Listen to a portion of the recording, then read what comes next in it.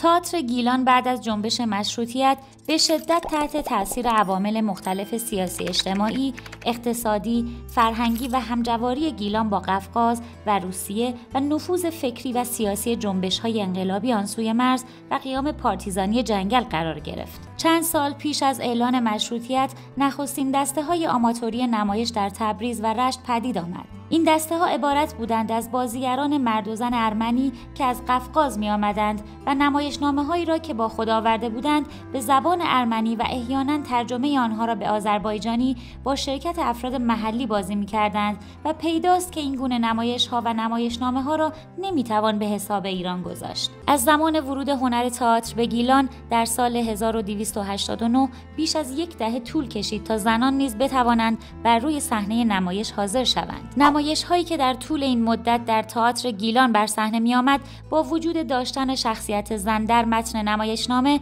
بدون حضور آنان و با نقش‌آفرینی مردان به جای زنان انجام می‌شد. چرا که برخی روحانیون متعصب شهر حضور زنان مسلمان بر صحنه تئاتر و در انظار مردانه را تاب نمی‌آوردند و اعتراضشان در این خصوص مؤثر بود.